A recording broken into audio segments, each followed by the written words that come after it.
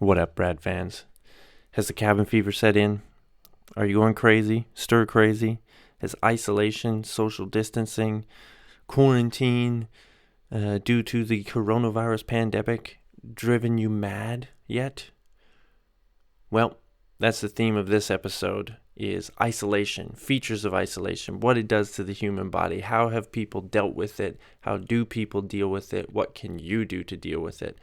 And to help me navigate through this topic, I was joined by a good friend who is, in his own words, steering into the madness, Coleman Wilkinson. You might remember him from one of the Canadian politics episodes we did.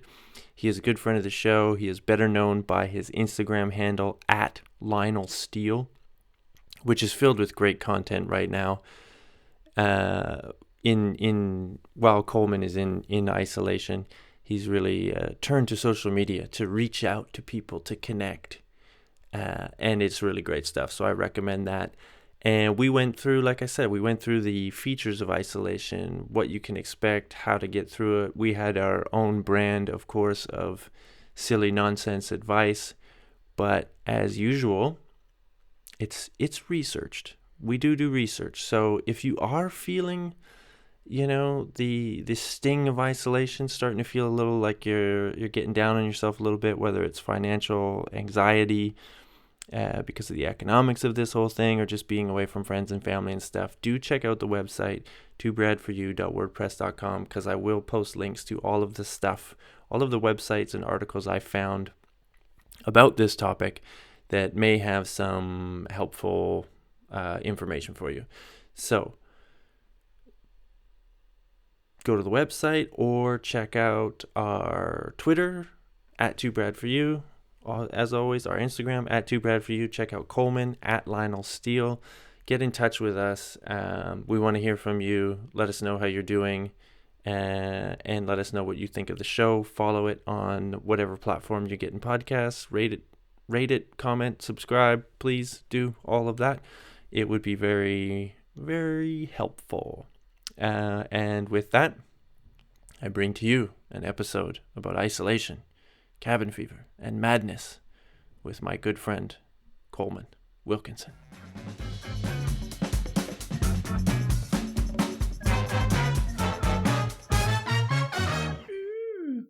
apartment now, so the video should be coming in good. Coming in loud and clear, Coleman. Thanks for doing the show. Oh, no problem. In these tough times, we have to try and stay together. And if I've learned anything from reading about isolation and how to avoid madness, this is one of those things, getting together with your friends, whether it's virtual or not, and having a chat, having a beer. So cheers. Yes, indeed. So how are you holding up over there? Let me ask you this, because your beard is on point. It's probably the longest I've ever seen it. How has your grooming regimen changed? It's a little more inconsistent than it used to be. I used to be a one shower a day guy. That varies wildly now. I can go 1 to 2 days with no showers at all, and then I can have a day where I'm bored, and I can have up to 3, just because there's nothing going on.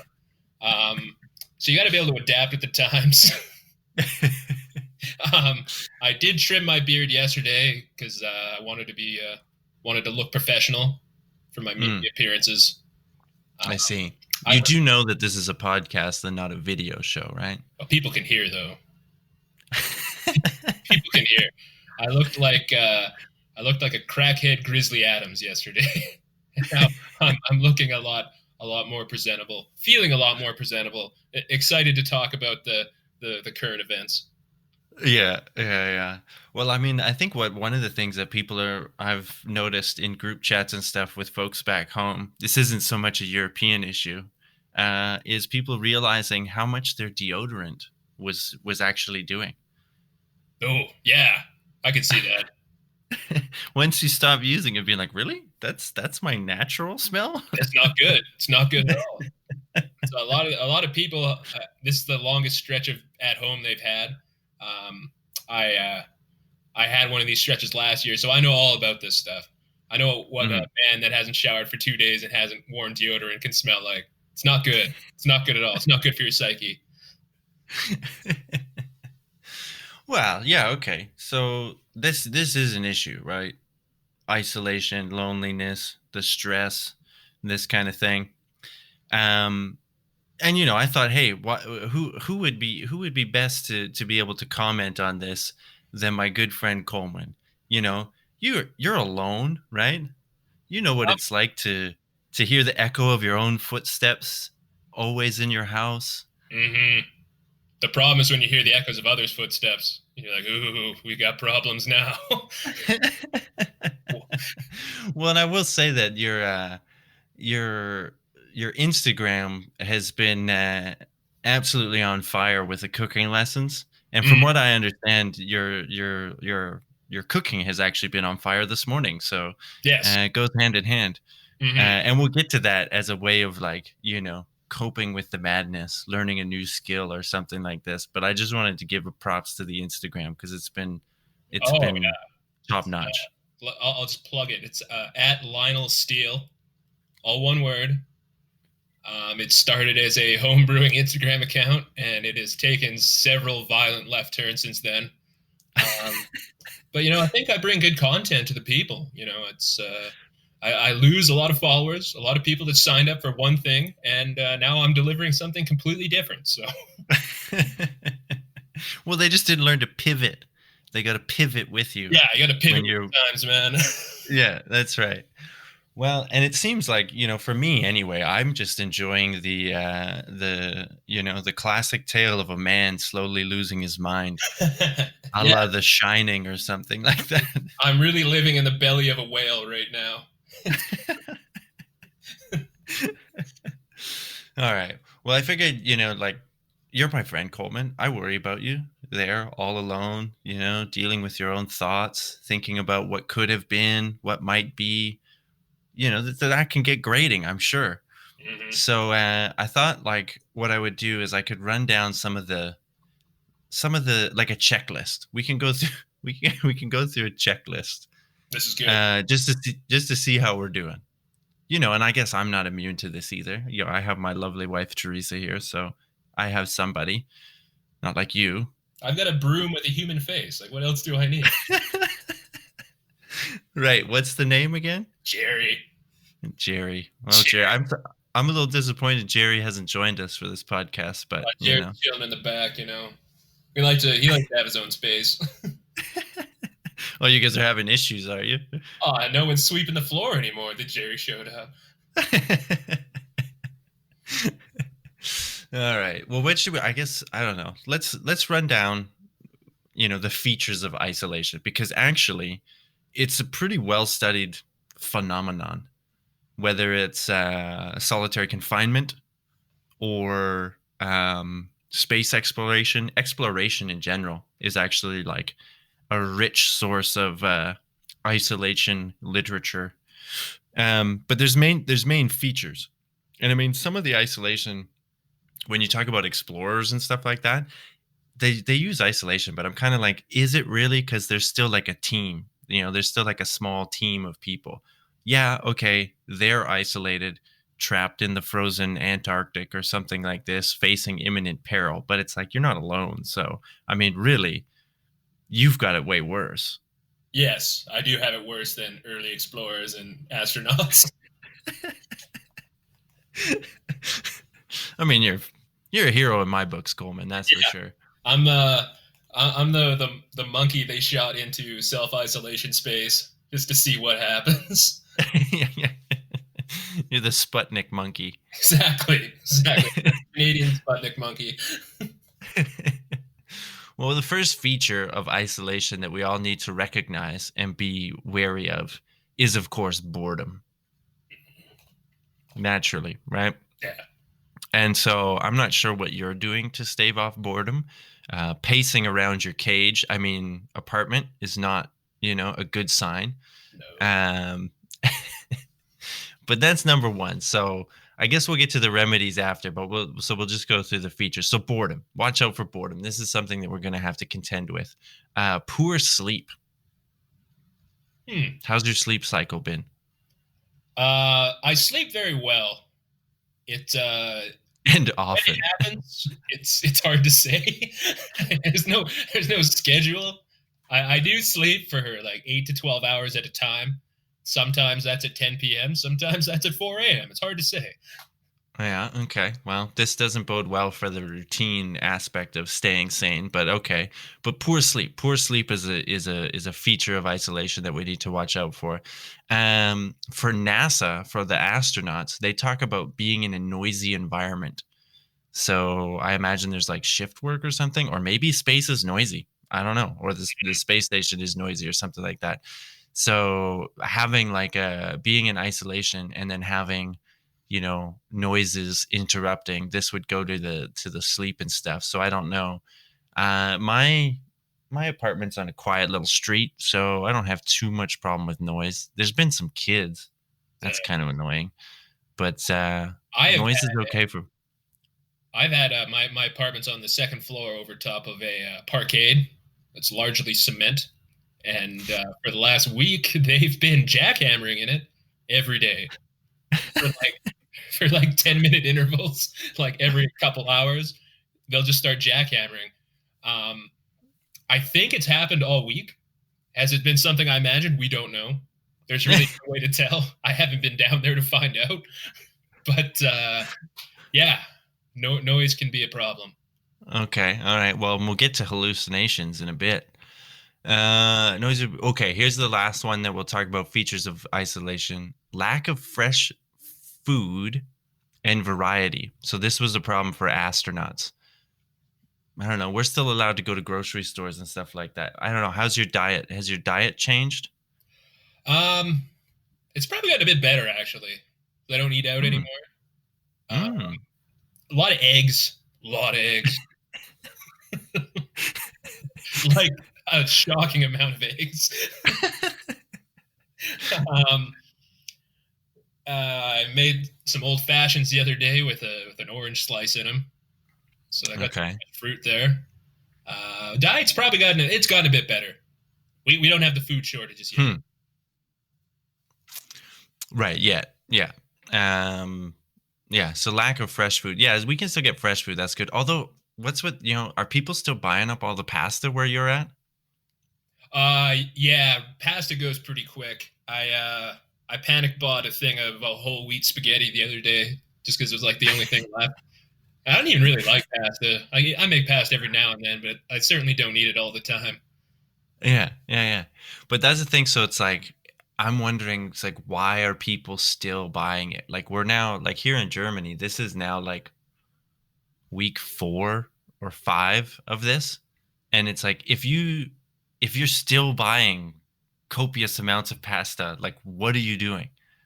I like, and clearly the grocery stores are fine. There's no need to be like, we all go to the grocery store still every second day. Nothing is closed. It's all there. The only thing that's gone is pasta and rice. And it's like, I don't I know did many Germans that were always doing that. So, I do eat a lot of rice. I did okay.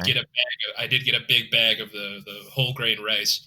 Um, I saw a family coming down the aisle the other way, and I was like, "No fucking way! You're not getting this." So I do eat a lot of rice. I like rice So, more than pasta. yeah, fair enough. Fair enough. I like that your competition mode just like kicked in though when you saw that family.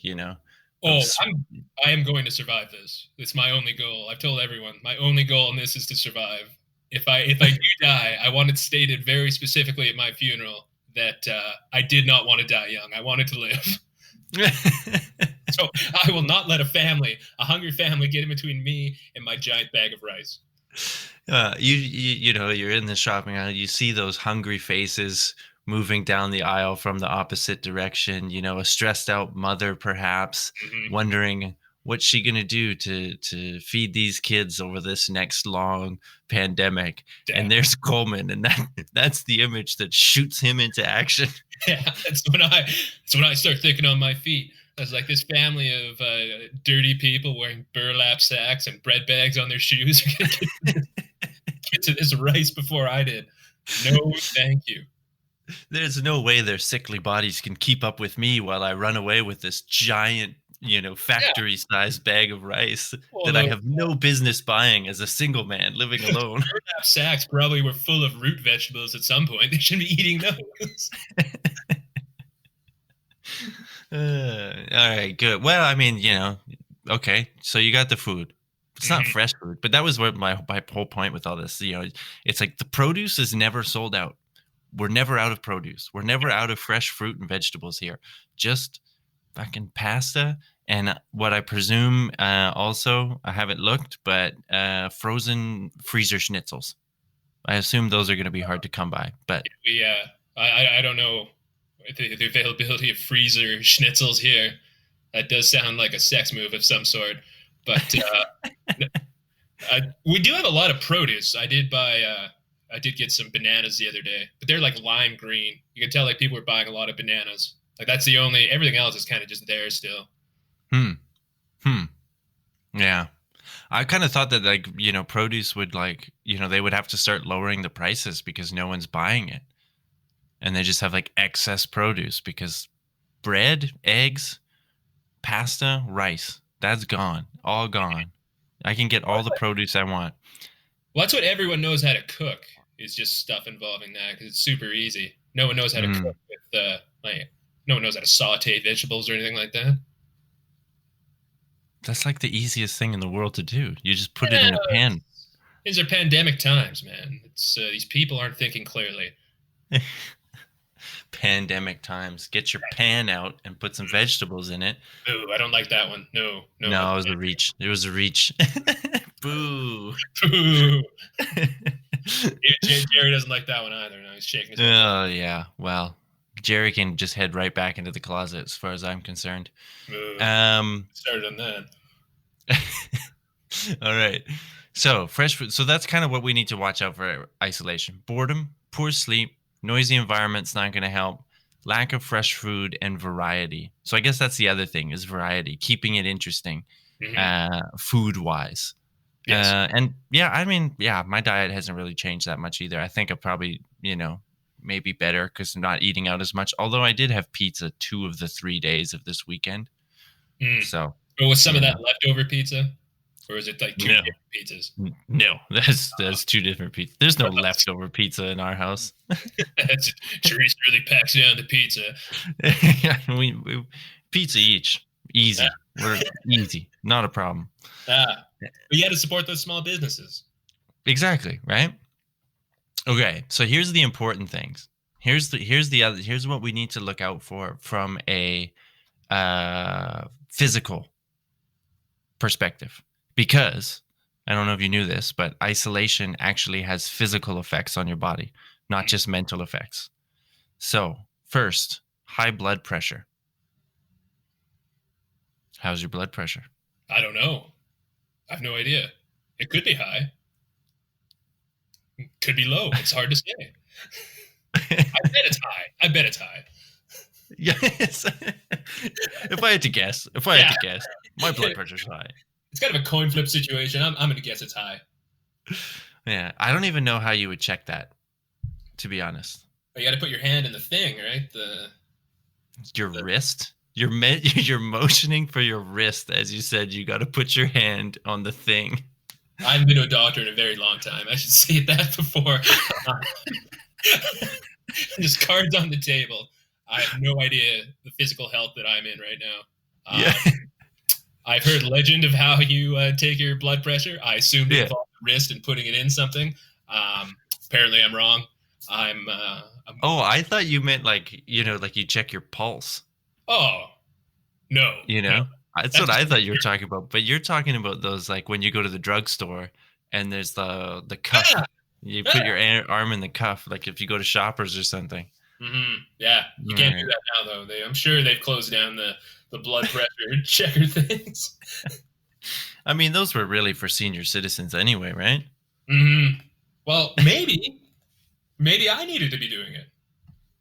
It's true. We don't know. And we don't have a before. We don't have a baseline for you, Coleman. So we don't know if if we got a reading now, we don't know if that's up, down, sideways. I just have to find, maybe AHS has the records of like 9 years ago when I went to a doctor the last time. Let's see. That's a pretty long period of time for a baseline, though. Yeah, there could be a number of different factors that have changed, pandemic aside. Mm-hmm. Yeah. But I think with blood pressure, it's like, check your pulse. And then you're supposed to, like, I'm doing my neck, you're doing your wrist. We're both doing it differently. I don't have a pulse. I can't find it. Oh my God. Do I have corona? Jesus, take me now. I got the Rona. Yeah.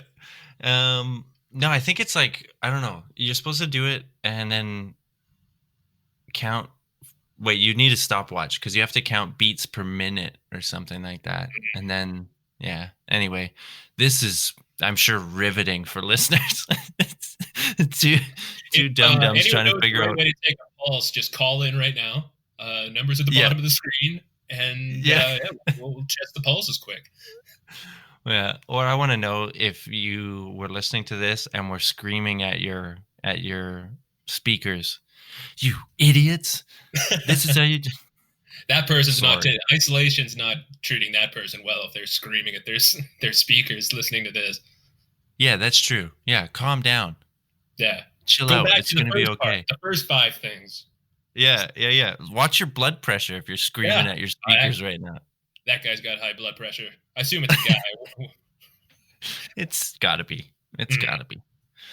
All right. So high blood pressure. What's next? Vulnerable to infection. Yeah, so that's not good. I don't have any infections. Yeah? I can confirm that. What about that, that gangrenous toe you had for a while? Oh, that problem took care of itself. Now I have 9 toes. Yeah. It took care of itself the only way a problem like that takes care of itself. I stubbed my toe. It turned black. I figured it would go away, but it just kept getting blacker. Mm-hmm. Started to go away. Yeah, and then it went away. The whole toe. All of it. Gone. The key is, like, if you take off your sock and you're missing a toe, just throw the whole sock out. Yeah, don't go looking for it. No, it's probably in there. Just throw it out and move on.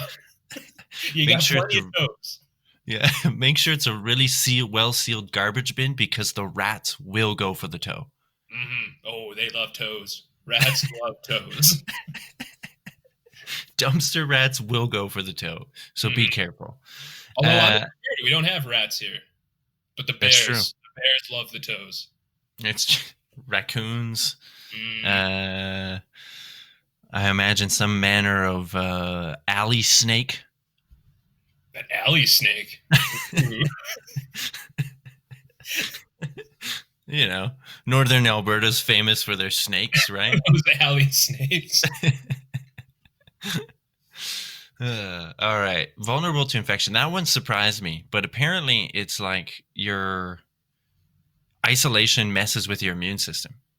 And I mean, lack of sleep can obviously go into that. And then also like your circadian rhythms. If you mess up your circadian rhythms, which is your your body clock that senses night and day, if you mess with that, it can start to throw all these systems out of whack. But vulnerable to infection was like really surprising. And then there was in 2006, a study of 2,800 women who had breast cancer. And they found that those who saw friends or family less were 5 times more likely to die of their disease than women with more social contacts. So it affects the immune system. And how are your breasts? Are your breasts okay? Oh, it's I'm not getting paid for this podcast. You don't get to see them. I'm worried about your breasts, Coleman. We just went over the data. You're all right. Some people like them a lot. I self-inspect my entire body for lumps every day, just to be sure I have time, and I have the normal amount of lumps. Normal amount of lumps. Well, just, if I'm getting anything from this study, it's that share your breasts with as many social contacts as possible. Yeah, you can sign up for my my OnlyFans account. It's, it's way less sexual than you think it would be. Yeah, it's really just my daily lump check. Yeah, yeah. It's more scientific. But yeah, that's on the Instagram page. Check that out.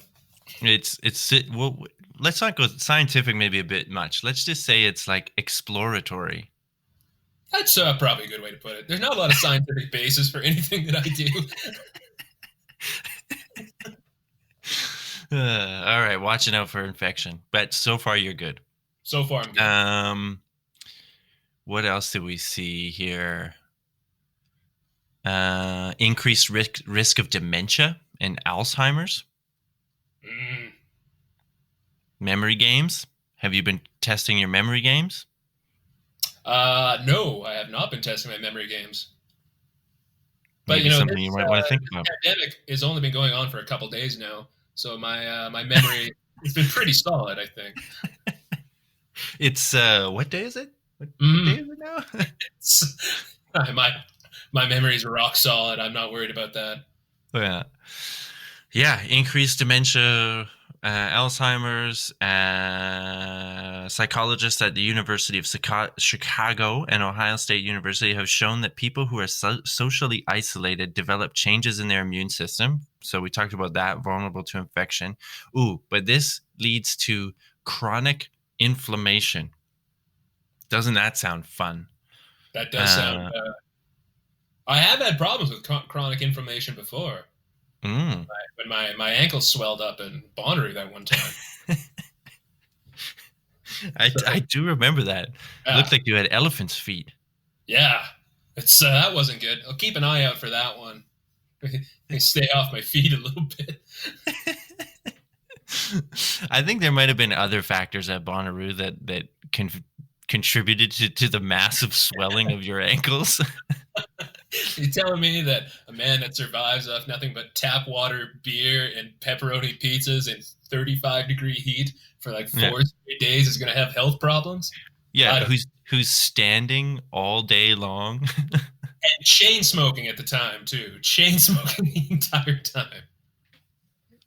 Probably unrelated. Yeah. Probably unrelated. Could have been anything. Could have been anything. It's that Tennessee humidity. Oh, yeah. Got a case of the vapors out there. Vapors. All right. So you got to watch out for chronic inflammation. And then that leads to, swelling, one thing. But it can also do damage to your tissues. I think some autoimmune diseases are also caused by chronic inflammation, such as IBD. So painful poops. That's not good. So you got to watch out for that. And then there's the classics, depression, stress, anxiety, and lack of confidence. Ooh. I can see it in your eyes, Coleman. I'm worried about you. Very much lacking confidence right now. that fragile ego is just ready to snap. I can see it. Things aren't great for old Coleman out here. Well, yeah, I don't. And maybe I should have pulled up the depression checklist to make sure you weren't suffering from too many symptoms. But depression, stress, anxiety, lack of confidence, and scientists found that lonely people find everyday activities more stressful than those who are not socially isolated. I think there's some truth to that. Yeah, well, I was just going to say, let's hear about your cooking this morning and how stressful you found everyday life activities. Oh, yeah. So I decided I'm going to make some tortillas. Seems like a pretty logical thing to do. Normal thing to do. People like tortillas. I like tortillas. So I make up, it's a pretty easy recipe. Make up the dough, knead it, everything's going good. And the video is says that you need a ripping hot cast iron skillet. Ripping hot. So in my mind, that means cast iron skillet on high. Seems pretty easy. Makes sense. And apparently that was wrong. I threw the tortilla on, smoke immediately started billowing, and the stress fact did kick in because I swore a lot. that. And then I touched the handle, which was a mistake. It was hot. And that just added to my stress. And then the thing stuck to the tortilla stuck to the pan. So that added to my stress. And I ruined a tortilla. So I ended up making a sandwich. And then the stress level came down, or was the sandwich still a stressful activity? Or I didn't enjoy making the sandwich, I'll say that. Normally I find some joy in making sandwiches, not this time. This sandwich tasted of failure and low self-confidence. Ooh. That's 2 strikes, man. That's not looking good. It is 2 strikes. It's not looking good. It's not looking good. Although I will tell people this thing I've learned, completely different tangent. You're cooking in an apartment. If you put a shower cap over your smoke detector, it'll just solve a lot of your problems. You will want to remove that shower cap from the smoke detector if you have an aversion to burning to death in the night. But that part, that helps with the stress. There's no smoke. If the smoke alarm was going off, I would have been stressed. More stressed. Yeah.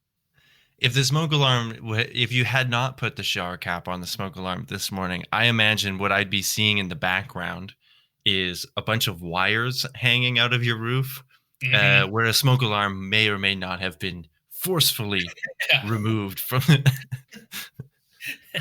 My next video would be like how to reattach your smoke alarm. Yeah. Without affecting your damage deposit. That video also ends in cursing. Yeah.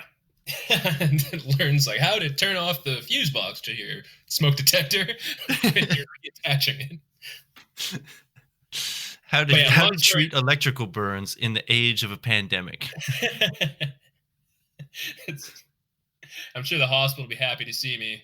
It's like the patient has smoke inhalation and his body's covered with a mix of just heat burns and electrical burns. Yeah.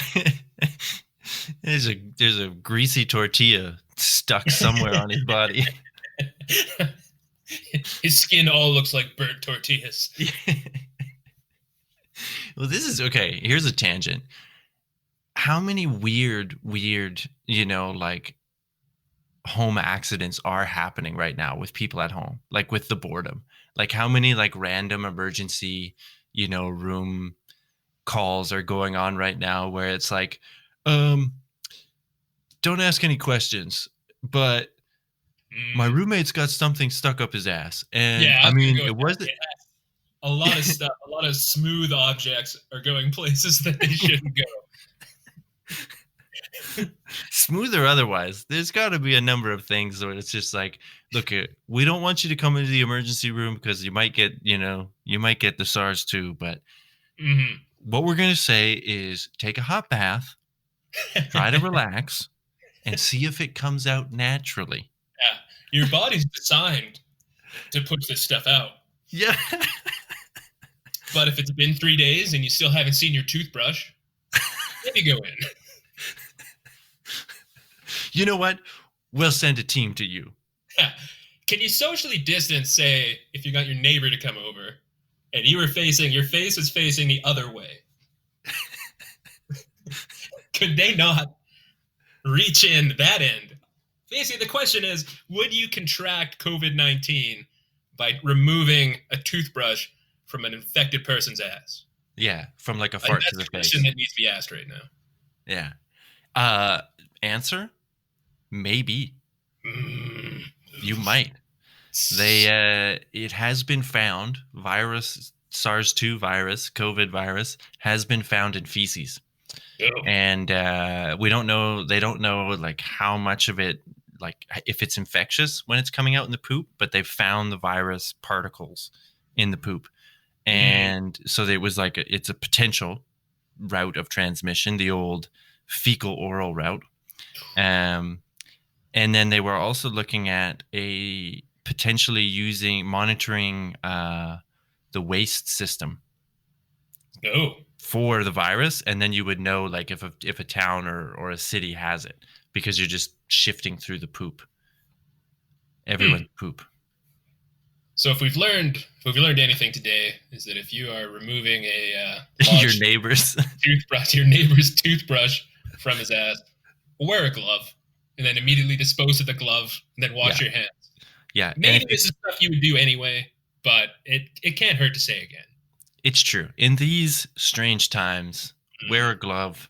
I would say a face shield of some kind. Oh yeah, that's probably not a bad idea either. You know, because you don't know what else is coming out. Yeah, this person might. There's no telling what's in this person's ass. It's really a mystery. Well, one ill-timed fart, and you could have SARS all over your nose. Not good. Not good. That's right. That was a fun tangent.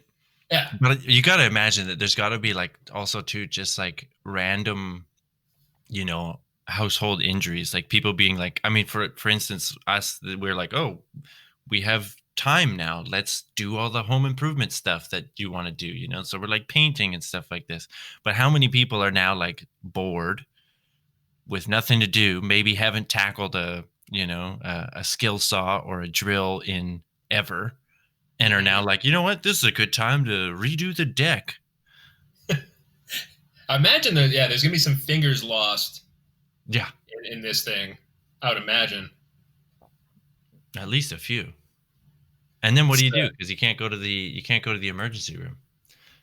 We have to weigh how bad do you want that finger compared to, I guess it comes back to the toe in the sock thing. Maybe just if you take a glove off and your finger doesn't come with it, just throw the glove out. Into a well-sealed garbage bin. Because those dumpster rats love fingers just as much as they love toes. That's right. They can't really, toe, finger. The only thing that's different is the size. It's all the same to them. It's the same cut. It's the same cut of meat, really. Essentially, I would think. Yeah. Okay, so that's what I have for what it does to people, physically and mentally. Mainly the big thing that surprised me was the immune system stuff, which maybe that shouldn't be as surprising, but vulnerable to infection. And actually the astronauts talked about that as well. Is that it's like something they really have to worry about. And I would have thought that like in general, like space is going to mess up your immune system just being in space.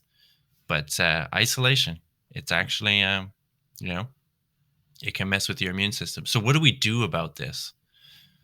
I mean, I don't know, Coleman. Do you want to do your tips? What are your tips for staving off the madness? Yeah, I think I had a list about this one actually.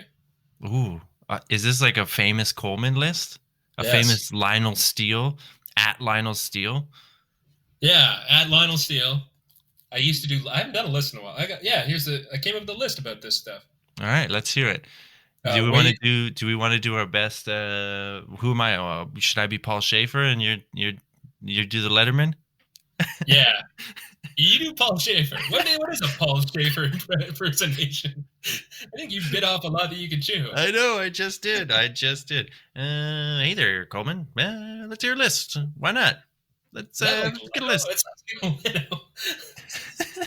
Is that Jay Leno? Is that Norm Macdonald? Who knows? It's someone. All right. So the list is like ways to pass time during the self-quarantine. All right. Ways to pass time during the self-quarantine. That's not bad. Actually. Number 1, clean your house or your apartment. Seems easy enough. Nah, everyone should do that. Seems like a good idea. Probably something you want to do outside of a pandemic too. Yeah, it's. I recently learned how to clean my apartment, so it's a good skill to learn. Number 2, catch up on some reading. Catch up on some reading. Got like those books you books. haven't read yet? Anything. We talking books? We talking internet websites? If it's Does got the back words, of the macaroni box count? If it's got words, it counts as reading. That's what we gotta learn. We don't want to get too bogged down in the details. If it's got words, read them. All right, let's set a low bar. If it's got words, that's important. Read them. Number 3, Discover a new fetish by watching hours of internet pornography. Ooh, Mm. interesting. We're all going to come out of the other end of this knowing some new stuff about ourselves. Stuff that we weren't into. Yeah. The local swingers club, the local bondage club is going to see a lot of new members. Yeah. We're allowed to be around other people. We're all going to open up about stuff we're into now. And that also goes back to the variety thing we were talking. You want to keep it, you want to add variety to your life. So this is just another way to do that. I'm not saying, fresh food is involved in that in this manner, but, just be safe. Could be. Could be. It's hard to say. I won't do all these. There's quite a few. This is the longer list. Here's a good one. Ketchup on the forgotten bottles of liquor in the back of your liquor cabinet. The forgotten bottles. We all have those. Yeah. Got a bottle of Lamb's rum from the late 2000s. I think I have some apricot schnapps and some sort of a German fruit wine that, if I remember, it's not very good. All wine's fruit wine. Yeah, I meant fruit as in not grapes. Something else. It's like cherries or something. I don't know. It's not great. It's not great. I don't see Germany being a very good wine producing country. Well, we had a terrible ice wine harvest this year. Let me tell you, the people who, the Menschen who harvest the ice wine were not very happy. It's tough year. The real victims in this year, the real victims are the ice wine producers of Germany. That's right. That's right. Here's another one. Stare into a mirror for hours on end, questioning your very existence. I don't know what to think about this one. Well, you'll have time when you're staring in a mirror. I like it. I like it. I think, really, find yourself. But I'm worried that it might spiral into the lack of confidence area. If you're taking a hard look in that mirror and realize that, hey, maybe this isn't what I want to have staring back at me. Oh, that came up pretty quick. Staring at the mirror, maybe this isn't what I want to be. I've been doing that for years now. Quarantine didn't affect that at all. See, I've been blissfully ignorant of my own failings until now. I live with them every day. You're in the weeds now, Brad. That's right. I can only stare in the mirror for so many hours going, the podcast's going to take off. It's going to take off. One day it's going to take off. This could be it. This could be it, right? Like, this could be the big break. It's going to take off. It's not like there's that many podcasts, right? Like, we're going to stand out eventually. Yeah. It's not like there's a big influx of podcasts being recorded right now. That's for sure. Not a flooded market. I like your chances. Having to relive all those conversations with distant relatives being like, yeah, I'm still in school, but it's different, it's graduate school, it's different, it's that, and now those conversations turning to still doing the podcast. Yeah, you can still find it. I'll send you a link. We're hoping that maybe it picks up one day, but we're still doing it. Yeah, those conversations. Now I have those daily in the mirror. I still listen to the one, the old podcast, that episode I was on it. I listen to that all the time. Mostly me. The old Where's My Glasses podcast, the first ever podcast that we did. Yeah. I've noticed that episode has significantly more listens than any other. Some of those are me. It's hard to say how many. There's probably some narcissistic tendencies there, listening to the sound of your own voice. That probably ties back into the madness parts. You probably shouldn't listen to recordings of yourself. That's probably a bad idea. Well, when you are alone, that is the only voice you hear, right? It's true. A couple times I've been like alone for a couple days, and I realize I haven't said anything in 2 days. It's like, I haven't said a thing. And there's like monks that like study and try to be able to accomplish that, and I did it without even thinking about it. So I looked up from my N64 controller the one day, and I was just like, to make sure I could still make a sound. And to make sure the pipes were still working, eh? Oh, gonna make sure the pipes are still working. I'm here to tell you, vows of silence. People are like, ooh, I'll find some hidden meaning in a vow of silence. You won't. You won't find any hidden meaning in a vow of silence.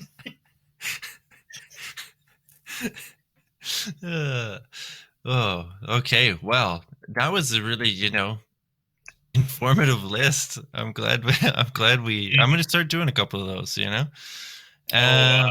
You will be hearing from my attorneys if I see any lists show up on your Instagram accounts. Oh, but you telling me at Lionel Steele has marketed the funny list? You've patented the funny list? The crude handwritten list? Yes. No one else is producing crude handwritten lists. And I better not see anyone doing it. It's vintage. I know I'm experimenting with video right now, but I will be coming back to the list, and those are my property. Once again, we want to encourage everyone to check out at Lionel Steele for these great lists and videos. Please do. I sit in silence a lot. The interactions would be appreciated. Yeah. Reach out to old Lionel Steele every once in a while, folks. Let him know you're listening. Let him know you care. Otherwise, it could get dark. Real dark. Real dark. Okay, well, now that we've had your tips on what to do, which I'm starting to get a bit of a sense, a bit of a pattern where your strategy, Coleman, seems to be a little bit of like steer into the curve, yes. Steer into the madness, really embrace it, see where it takes you. Yeah, exactly. The madness is my white whale, and I will pursue it. I will pursue it until the end of this pandemic. And just remember, don't want to die young, so I'm going to pursue this, hopefully, into my ripe old age. Yes, very much don't want to die young. Can't stress that enough. All right, well, let's hear what the astronauts had to say about it. According to NASA, the eggheads over at NASA, the important things to stave off isolation madness would be light. Make sure you're getting light. Alternating periods of light and darkness. Make sure you have good lighting so that you're not just in a cave playing hours of Nintendo 64, forgetting what your own voice sounds like. When you say it like that, it sounds like a bad thing. All right, so remember to turn those lights on, Cole. At least we're heading into spring, so it's not like, December or something. The shortest day of the month, the shortest days of the year when it's complete darkness. That's true. I got a big window in my apartment, and I bought IKEA, like these light blocking curtains. And I did have them entirely closed for a while, and I've learned that's not the way. That's not going to keep the madness at bay. No. It's I agree with them there. Open up the windows, get some light in. Oh, okay. So you agree with NASA? Okay, I'm good. I'll agree and disagree after these when you say them. I think that's a good way to approach this. All right. Okay. So light. Coleman agrees with NASA. Movement is the next one. Movement. Got to get up and stay active, stay moving. Yeah, I agree with that too. Yeah. Well, again, I mean, unlike astronauts, we don't have, bathrooms that hook right up to our genitals, hoses that hook right up to our genitals and just suck it out. So we always have to get up and go to the bathroom. I mean, you're still doing that, right? You haven't implemented the old bucket system. I remember last year it got pretty dark for old Coleman, but tell me the bucket hasn't returned. I was just about to make a joke about having a bucket beside my No, I still walk to the back. I do own several buckets, so if we do get that far, but as of now, I still enjoy my stroll to the old commode several times a day. Right. Get some good reading done on the commode too, I'm sure. That's true. That's true. If it's got words, read them. If it's got words, read them. Okay, sleep. We kind of went over that. Sleep. You know, you want to get your good amount of sleep. Here's one that was interesting, and it came up from the NASA, just in general, NASA recommendations. But I also found a article written by Scott Kelly, who lived on the space station for over a year, or nearly a year. Journaling. Oh, keeping a journal. I kind of do that with the lists. Really? And do you call that a journal? Oh, now we're gonna get awful critical here. Are you aware of what a journal is? It's you just write down your ideas, whatever your mind spits out. It's like journals are a lot like reading. If it's you write something down and it's got thoughts on it, it's a journal. If it's got words, it's a journal. It's a journal. So then let me add this to journaling, because journaling apparently something you can do to stave off the madness of isolation. But according to the APA, which is the American Psychology Association. It's a soft P. I got it wrong on both. American Psychological Association, which is a real thing. They say keeping a daily gratitude journal is good, because you don't want to, what you want to avoid during these pandemic times is catastrophizing everything.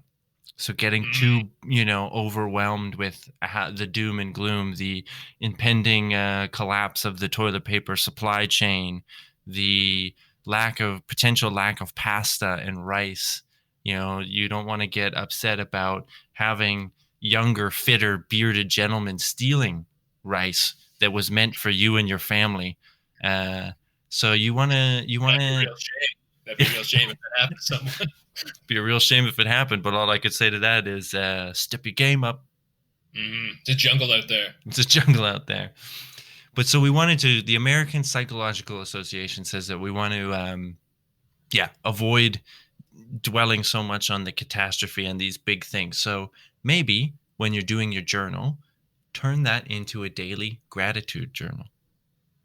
Things that you can be happy about in that day. For example, Coleman, maybe today you were happy that you didn't resort to the bucket system and that you still had the will to get up off the couch and use the facilities like a human. That would be something you could be grateful for. And then a week from now, I'd be like, I'm grateful that I finally saw the light and switched to the bucket system. So now I just heroically squat over my 5-gallon pail. We won't even get into the elaborate homemade system so that it's like the bucket is now integrated into the couch. You never even have to squat. I just follow the old, what did they do in like Victorian times when you just took your chamber pot to the window and just flung it out there? Yeah. All right. Well, gratitude. I don't know about the gratitude journal thing. You don't need to pat yourself on the back too much. These are pandemic times. These are pandemic times. Take it slow. Only the hard people will survive this. People that are willing to take the rice from the starving families, they'll survive. You know what I'm grateful for? My first entry is going to be, I'm grateful that I will do what it takes to survive pandemic times. That's what I'm grateful for. That's right. All right. Okay. So you're grateful that you know that you have the stones to look those hungry kids in the eye and snatch that family bag of rice. I peered into the darkness of my darkened apartment with the light canceling curtains closed. I peered into the darkness, and pandemic Coleman was staring back at me. And he said, "Get that rice." And he said, "Get that bucket." It's going to be the people that are willing to make those hard decisions and the people that don't have shame in using a bucket. Oh, yeah. You want to get into that? That went away a long time ago. Shame is gone. Shame is Yeah, gone. that was... Shame was 2017, Coleman. We're 2020 now. Well, this goes to the list from Scott Kelly, the aforementioned astronaut that lived. He might actually hold the record for living in space the longest. So he says, follow a schedule. Make sure you have routines and follow a schedule. But his next point on the list is, but pace yourself. And I feel like that's kind of where we were going with that last bit of like, you know, don't feel bad if you resort to the bucket. There's no shame in the bucket. And this is the same thing. There's a lot of people out there that are just like, oh my God, I have all this time on my hands now. I can do all these things, you know, these projects that I wanted to do. And we just, you know, we talked earlier about how they're going to lose their fingers or get something up their butt or whatever. So pace yourself. Yeah, pace yourself. Schedule your bucket visits. And follow that. I like to say bucket regular is my goal throughout all of this. But yeah, that makes sense. Don't get overwhelmed by everything that's going on, but stay aware, stay on your toes, chase that rice, but don't be overwhelmed. Right. And I think that's good. You know, it can be like you're stuck here at home with all this stuff and you feel like you need to be productive. You need to be doing this because you don't have any excuse. Well, let me tell you, people, there's always an excuse to do fuck all. Always. That's true. We're at the best time in human history to do nothing at all. In fact, some would say this is our struggle. This is our generation's struggle. Just doing nothing. Imagine like in the Spanish flu, you're stuck with your large family. You're like 22 years old and you have 35 kids. Wearing itchy burlap sacks. Yeah. You're stuck in a house that maybe has 4 rooms in it in total. Yeah. Your family has more family members are returning from the war. Yeah. With missing and they're bringing limbs. More Spanish flu with you. Yeah. And then they want some of that rice too. Yeah. That you went out and you stole for your family. Like, this is tough, right? We have got, I don't know how many streaming services I have to choose from now. It's like 4 or 5.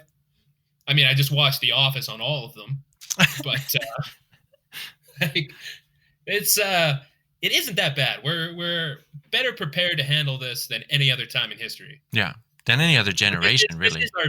This is our Vietnam, though. I agree with that. Our generation's Vietnam. Yeah, of course. Yeah, 100%. We're all a bunch of goddamn heroes. They're Dimmons. We both had shit in buckets. I want to put on the record that I have not shit in a bucket yet. I'm not above it. I'm just saying. You should be above the bucket when you're doing it. I can't stress that enough. Pro tip. Yeah, pro tip. Fun fact about buckets. Be above them. Don't be below the bucket. Yeah. Gravity still exists in pandemic times. Right. We're not all astronauts here. No. What's next on Scott Kelly's list? Well, he says go outside. That's not really an option. You can go. Yeah, that's true. You can. Yeah. Don't get around people. Yeah. Don't get overzealous with that, people. Yeah. If you see someone like my friend Colin Weed, just walk away as fast as you can. The opposite direction. Colin Weeb shots on the podcast. All right. Yeah. I never stress that enough. Yeah. He knows what he did. He knows. Oh, he does know what he did. Okay, here's one. Again from Scott Kelly. You need a hobby. Oh, yeah. Yeah. I got plenty of hobbies. Mm-hmm. I cook. Mm-hmm. I drink. I do lists. I play Super Mario. I do the videos. I'm like a media empire in my apartment. I got fingers at everything. Interesting. But yeah, you do need to have hobbies. That's true. Have a creative outlet for yourself during these times. All right. And have you picked up a new hobby? The cooking thing. I didn't do that as much. Now I cook to varying degrees of success. It's like But the cooking thing. You know, that thing that everyone does to keep themselves alive. I've found that I have to do that now. yeah, I mean, yeah. I'm living off government money right now. I can't afford to order in, skip the dishes and stuff like that. Can't do that. So I've taken up cooking. I did yoga the other day. Ah. That was pretty good. I didn't mind that. Oh, Yoga's a interesting. thumbs up. Because this is one of the other ones that I've seen. Again, well, this one was from a paper authored by psychologists, I'm presuming, and eggheads in the lab, basically, from Boston University School of Public Health, the Perelman School of Medicine, ooh la la, and the Coalition for Epidemic Preparedness Innovations over in Oslo, Norway. Oh, those guys are ready for this. Yeah, I mean, Arctic Circle people, months of darkness. They don't talk to each other. Very distant people. Yeah. I live in Edmonton. That's essentially the same thing. Hey-o. Oh. So they were talking about in this paper how what to expect from the pandemic is that we're going to see rates of substance abuse go up. Check. PTSD. Check. Anxiety. My anxiety level's pretty much the same, I'd say. And then domestic abuse also. Oh, I don't know how you would. What about domestic self-abuse? Oh, yeah. Ooh, There's a whole new category that's going to get added to the DSM. Yeah. I think that's a logical next step of my daily lump checks is domestic self-abuse. Follow that one through to its logical conclusion. I wish we hadn't gone there. It's gonna haunt me in my isolation, thinking about this. You'll see that when you stare into the darkness of your apartment. Okay. Anyway, this paper talked about how it's going to be necessary to plan for the inevitability of loneliness as we all do the physical and social isolation.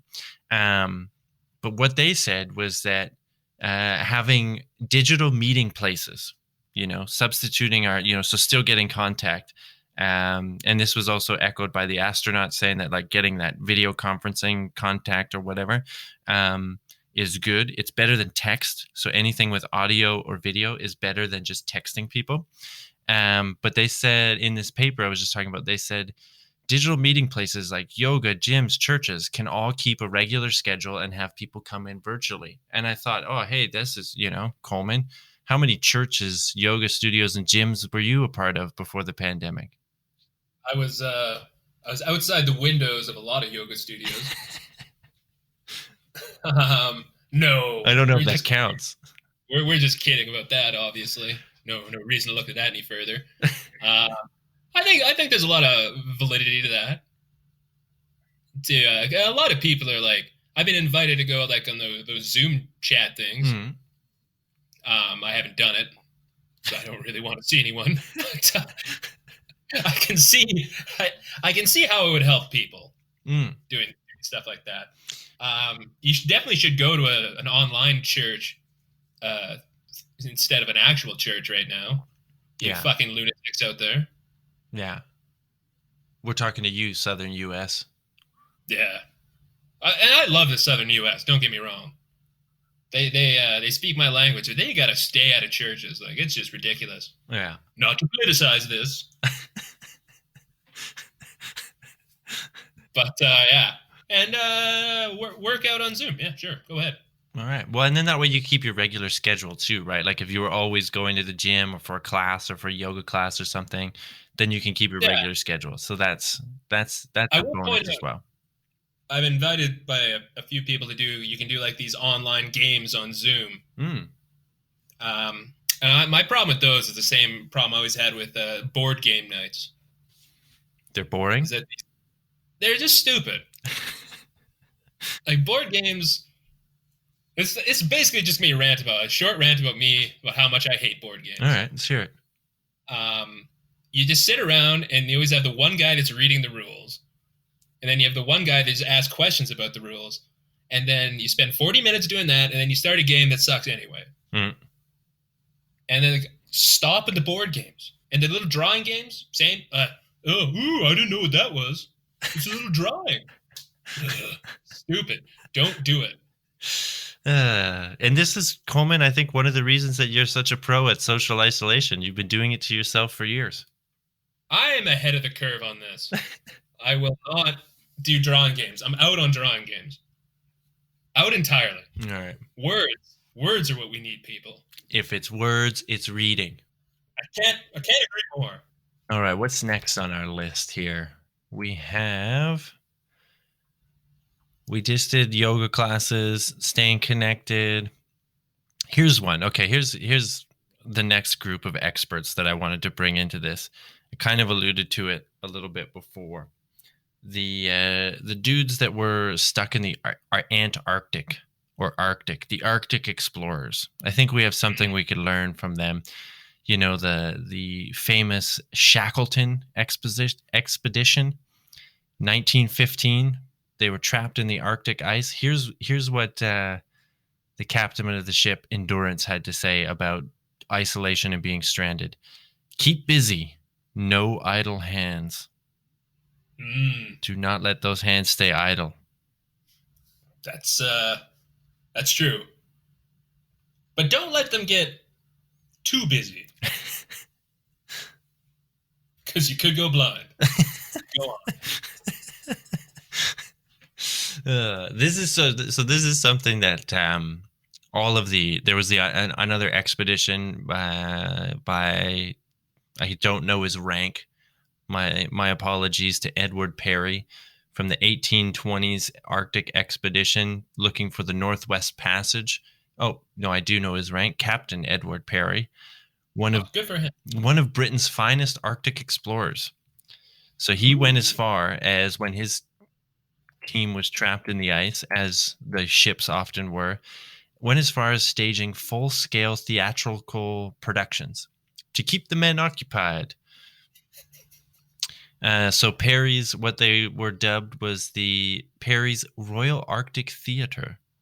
And they staged lavish costume dramas below deck, with officers shaving off their whiskers and dressing in extravagant women's clothing. Oh, okay. I see where this is going.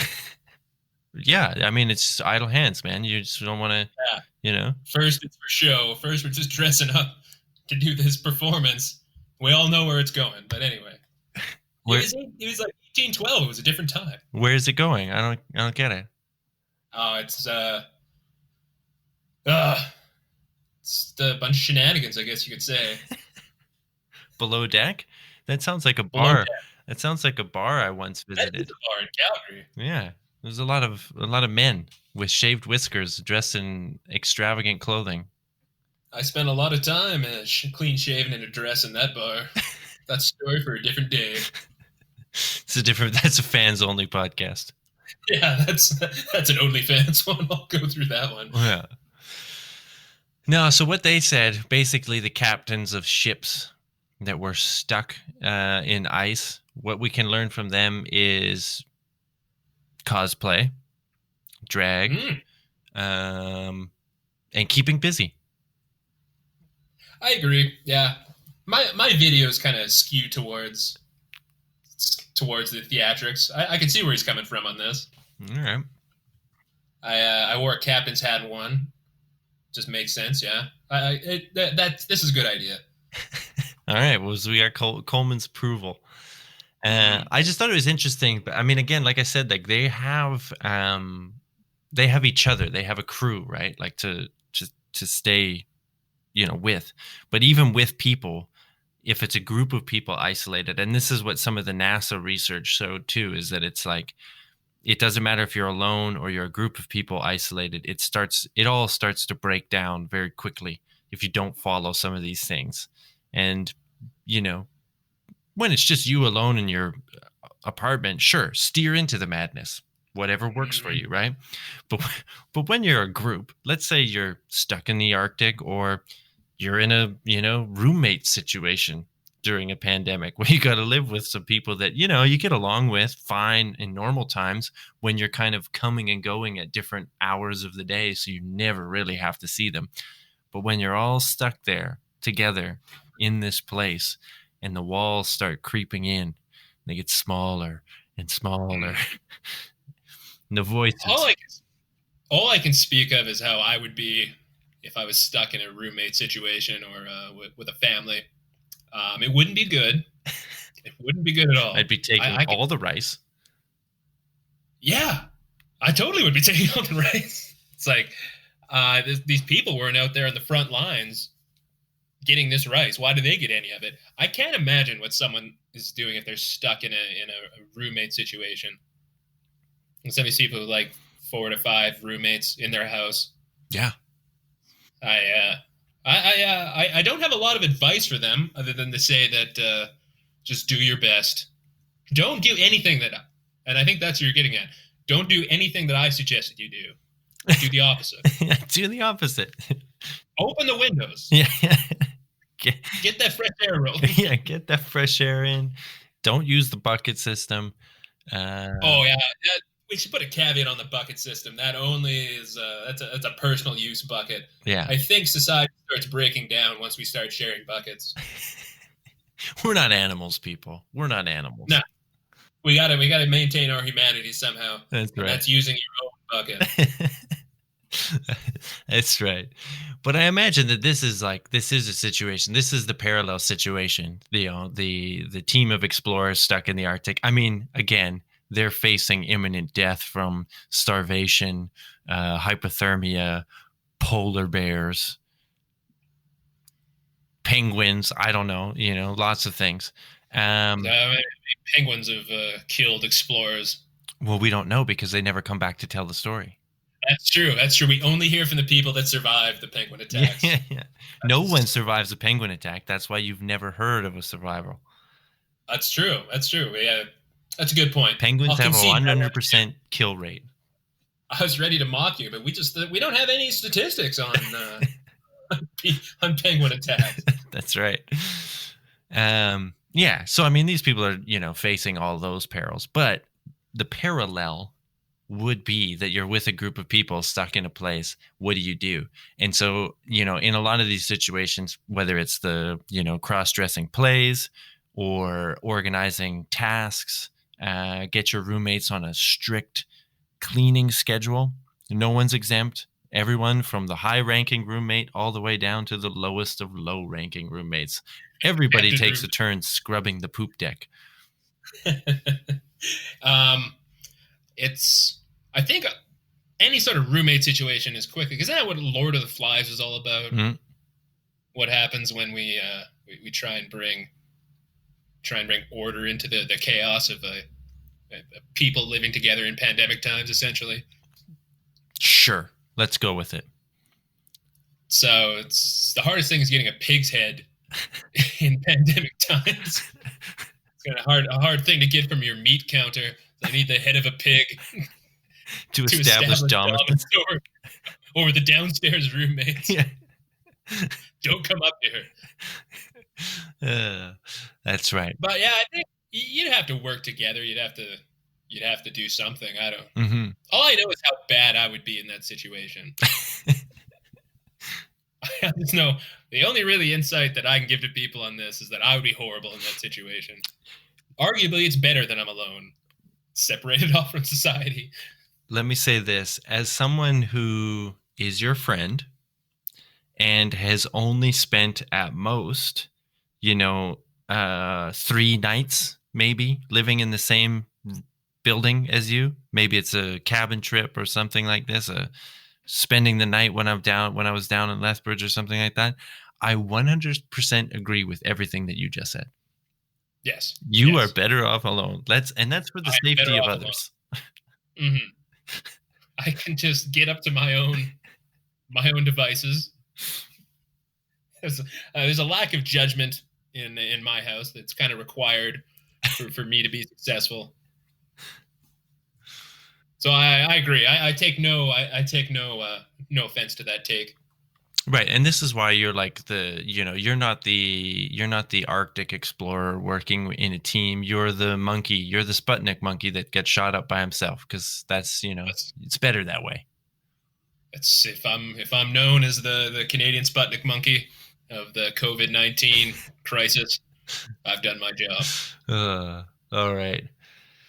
Well, let's take a look now at again, back to the American Psychological Association, because if I remember correctly, they had, pulling up my sources here, they had some good things to say about what to expect from isolation and how we can get over it, or how we can cope, let's say, because I don't think there's any getting over it. Let's be real, people. There's no getting over this. What to expect, we kind of went over that at the beginning already. Fear and anxiety. If you're living with other people, you feel anxious or worried that someone has it. I don't know if you've had that yet. Like, how many mornings have you woke up with a scratchy throat, being like, "Oh my god"? Oh yeah, that happened. It was what weekday was it? Wednesday this week. I woke up, felt horrible, absolutely horrible. Thought, this is it. This is the end of old Coleman. Not making it past this one. And then I remembered that I was up until like 2 or 3 in the morning, pounding beers. And it was just a hangover. So everyone that thinks they have the Rona, just remember what you were doing the day before. It couldn't be explained there. If it's chain smoking and drinking alone in your house, yeah, I didn't chain smoke. That's the one thing I haven't got back to that yet. You know what? That's good. That's a positive story to be found. That's something to put in your gratitude journal, bud. Oh, I miss smoking a lot, though. I'm not grateful at all. I hate that they did that to me. Everyone's like, "Ooh, I stopped smoking," and I'm so happy about it. No, not happy. I stopped smoking. I love smoking. I will continue to not smoke, but I am not happy about it. I will spitefully not smoke. Angry about not smoking. Every non-cigarette is a bitter non-cigarette, and I have 10 bitter non-cigarettes a day. You know what smoking's great at? It's if you've got a long period of time, you need something to break it up. Oh shit. What's better than a smoke? I'll just throw that out there. From the Too Bad For You legal department, we do not condone smoking, and we totally recognize the ill health, ill consequences of smoking on your health, and the fact that smoking will, increase your chances of dying from coronavirus. That brought to you by the Too Bad For You legal team. But yeah, sure, Coleman, everything you just said. Here's another one that I found interesting from the American Psychological Association, and this kind of goes to, what are we going to do when we all start emerging from our little, hidey holes here, is stigmatization. So if you're sick or you've been exposed to someone with the disease, you might start to feel stigmatized by people who are afraid that they're going to get it from you. The old unclean, we all remember elementary school when you were accused of kissing a member of the opposite sex, and you got the shame, double shame, finger waggings, or etc. We all remember that. It's like that. There's a lot of the human race is very good at picking out certain groups for things completely out of their control and being very hard on them. So I agree that this is going to be an issue. So what do we do? What do we do about it? Well, here's from the APA.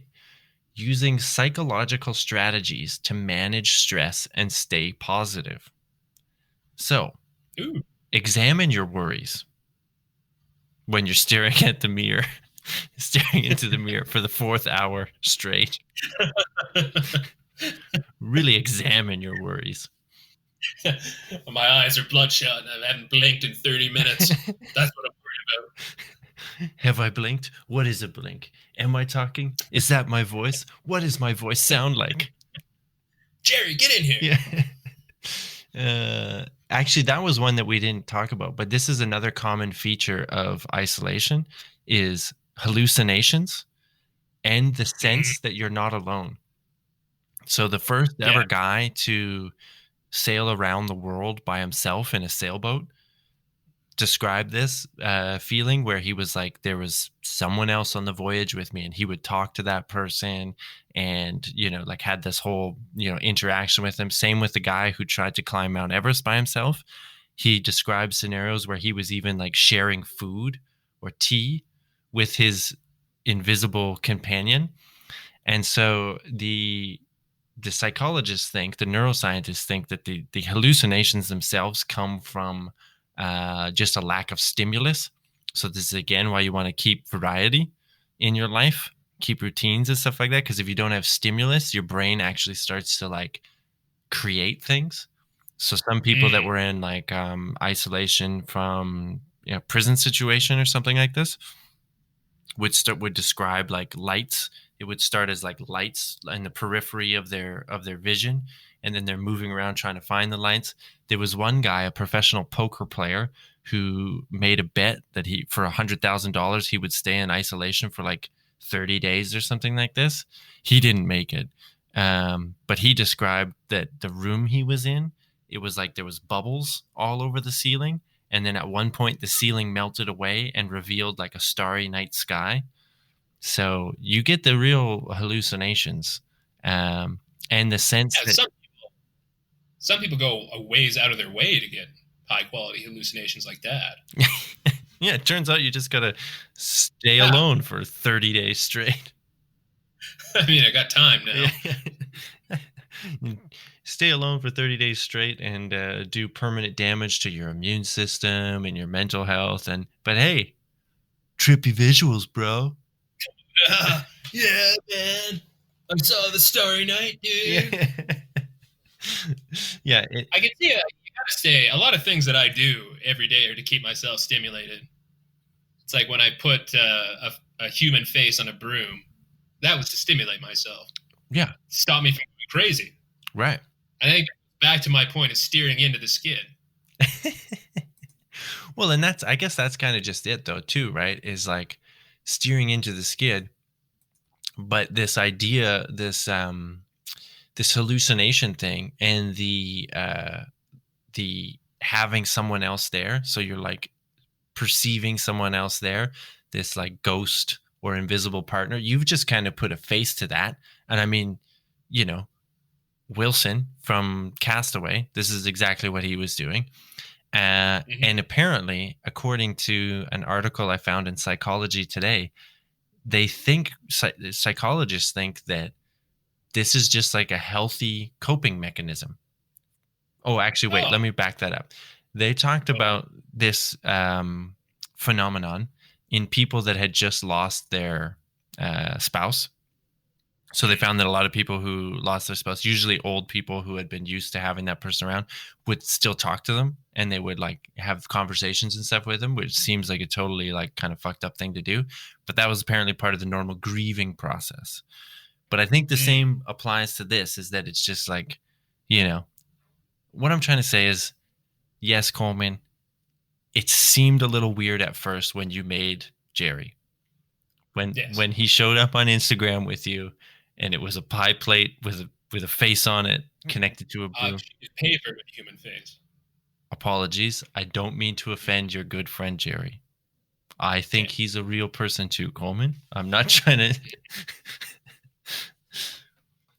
Point is, yes, it seemed a little weird. We were all shocked, a little worried for you. And then I come to find out that, you know what, maybe this is just part of your, coping method. Maybe this is just the way that you need to get through this. And you know what? You're just like these, intrepid people that sailed the world by themselves solo, or climbed Mount Everest by themselves. If it happened to them, why not you? Why not me? Why not? I'm just doing the best that I can. All right. Well, with the tools that I have. I wanted to make sure that you know that it's okay and that it's normal that you've made yourself a friend. We could debate all day if I made him or the universe birthed him. Could go either way. And I want to back up and say I use the word normal, but I think that was a bit of a stretch. And I want to say it's within the realm of human psychology that you've made yourself a friend, or that your friend was birthed from the universe. Okay. Yeah, you brought it back. I was going to argue with you there, but you tied it up with a bow at the end there. So I accept. I accept it. All right. So that was, I wish we could, I wanted to get to that one earlier. So I strayed a little bit there, but I thought that was an interesting one too, that, what people start to hallucinate when they're by themselves for a long time. So what do we have? Using psychological strategies to manage stress and stay positive. So we talked about try not to catastrophize. That seems like an odd word, but I'm not even going to try and pronounce that. It's, don't make a big deal out of it. What? Don't make a big deal out of it. Right, exactly. So we talked about the journal, the gratitude journal, but, instead focus on what you can do and accept the things you can't change. And here's another one. You might also want to download a smartphone app that delivers mindfulness and relaxation exercises. What kind of exercises are we talking about here? Well, you can look at PTSD Coach. It's a free application developed by the U.S. Department of Veterans Affairs, National Center for PTSD, and the Department of Defense's National Center for Telehealth and Technology. It contains, this is all from the APA, it contains coping and resilience resources, such as exercises for deep breathing, positive imagery, muscle relaxation, and more. Oh. I'm actually pretty intrigued by this, and I think I'm going to download this app. Because the Department of Defense in the States have a very positive track record of mind experiments on people.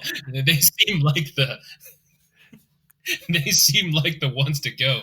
You probably get a sheet of LSD mailed to you when you sign up for that app. Yeah. And they're like, just take these every day and just write down what you think happened. But are you saying that it's like not a good idea for me to sign up and hand over all of my mobile data to the U.S. Department of Defense? I mean, I'm sure they're trustworthy. I don't know your specific situation. I don't want to tell you what's right and what's wrong. I was just like, maybe read the fine print on that one before you sign up. But who's got time for this? Who's got time for fine print in pandemic times? That's true. We're all really busy right now. Although it's words, so it's words. Oh, that's true. It's words. Read them. It's Counts. It's words. It's reading. All right. So beyond giving up all your data and subjecting yourself to potentially some kind of experiment at the U.S. Department of Defense, we can all focus on altruistic reasons for social distancing, quarantine, and isolation. This can also be a way to mitigate psychological distress. I don't like this one. People patting themselves on the back for this, like we're actually doing something. We're just staying at home. Don't overthink this, people. We're not heroes for staying at home. I've seen a lot of that. People want to make heroes out of people that just stay at home. No, don't do that. Weren't we doing that? Because it wasn't that long ago that people just stayed at home. We're being criticized. So you can't flip and make us heroes all of a sudden. Stay on the same page that you were before. All right. I take it back then, Coleman. You're not a hero. You're not the Sputnik of. Actually, no, that's true. You're still the Sputnik monkey of isolation. Because, like I said, when I realized that isolation was around the corner, I was like, who do I need to talk to? Who's been here before? Been here. I've been down this road. I know everything about this. That Sputnik monkey wasn't a hero. He was just the monkey we needed at the time. And I think history will look back on this period and me the same way. My hero? No. Even though I can't remember, I might have called myself a hero earlier in this podcast. But as of right now, I am not a hero. I am just the Coleman that we need right now. The monkey that we needed at this time. Mm-hmm. I don't know. I'm kind of tearing up, man. Like braver words, more humble words have never been spoken on this podcast. I'm not doing this podcast for the acclaim. I'm doing this podcast to get the word out and maybe pick up a few followers on @LionelSteele on Instagram. It's a great account. It's really a great account. Great account. You know, we stalled at around 720 followers. We just need to get the momentum. We need to get the momentum. Get it going again. Right. All right. Well, let's wind this down, and we'll look at, according to the APA, what happens next. What happens next, Coleman? What's next? This is a question on everyone's mind. Where do we go from here? So following a period of quarantine or isolation, you may feel mixed emotions, including relief, gratitude, frustration, or anger towards people who you worry may infect them with the virus, or people who are going to infect you with the virus. These are, I would like to add one emotion that you may feel coming out of quarantine that I think the APA, they really missed an obvious one here. Shame. Shame. On who? You may feel shame on some of the things that you did during quarantine. Yeah, okay, I see where you're going now. Yeah. I think we should institute a thing where it's like nothing, as long as you didn't break any laws, nothing counted. It's like it's like the Vegas rule. It's like, what happened in quarantine stays in quarantine. Yeah. It's like when we're done in quarantine and we're walking away from our quarantine time period, we can light a match, throw it over our shoulder, and just walk away from the explosion of what it is we did in this 4 to 5 month period that we were stuck in our home. Yeah. Walk away from the burning fire of shameful eating habits, viewing habits online, smoldering broom that was Jerry. The lack of personal hygiene, yeah. There is one thing that I worry about. That goes back to Shawshank Redemption. Mm-hmm. That one guy that gets released from prison, he goes to like the halfway house, and he realizes that he's an institutionalized man now. Mm-hmm. And of course, he hangs himself, which isn't where I'm going with this. I'm not planning on hanging myself. As I've stated, I very much want to live. It's my only goal. But at the end of this, I might just be institutionalized, or I just cannot join like society again. They just might look at me and be like, no, he left too much. He left too much back in that apartment. Yeah. He's gone too far. It's just there's nothing left of social Coleman anymore. There's only pandemic Coleman.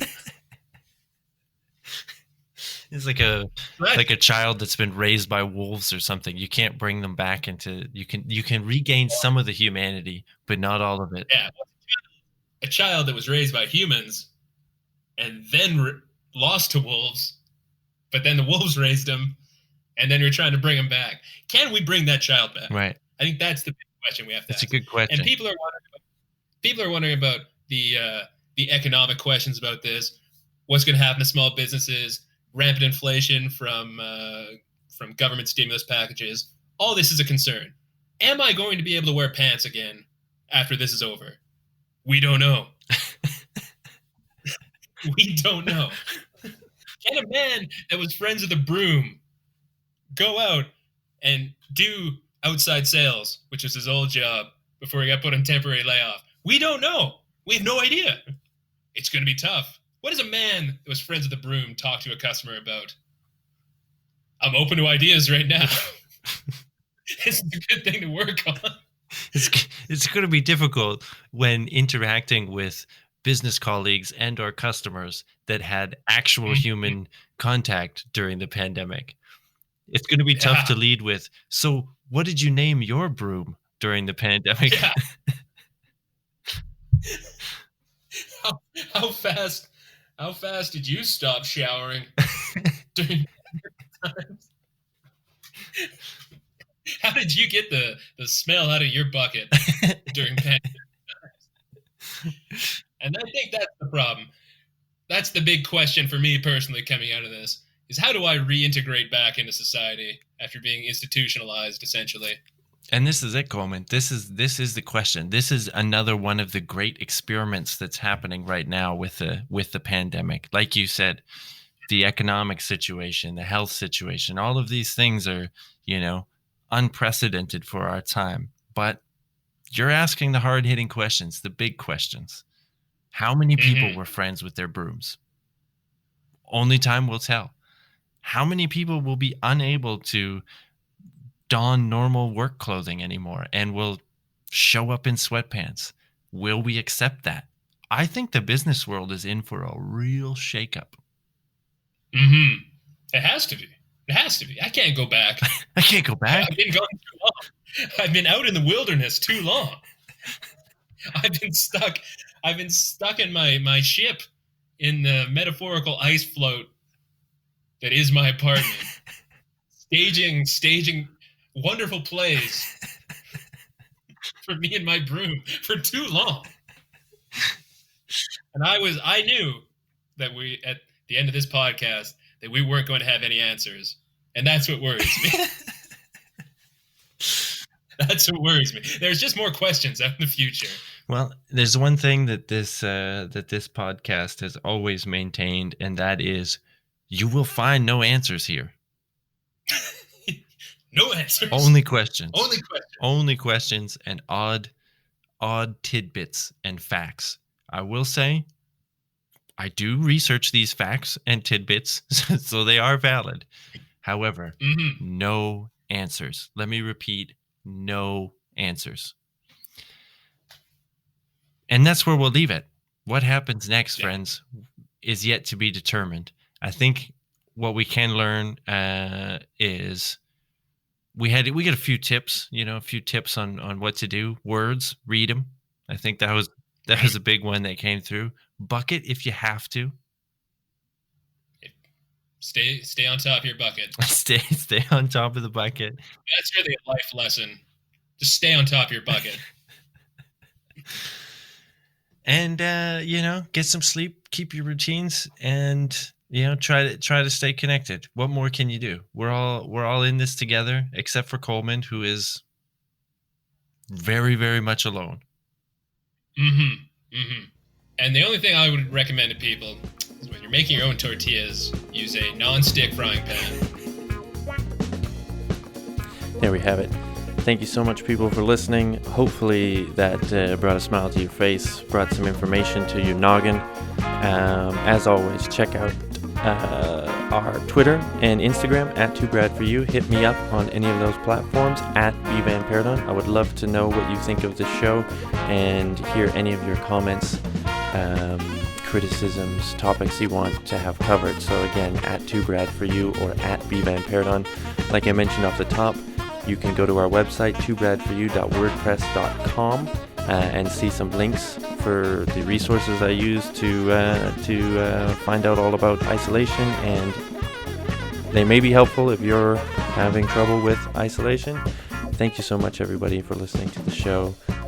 Follow, subscribe, comment. We would appreciate all of that, and take care until next time. Bye for now.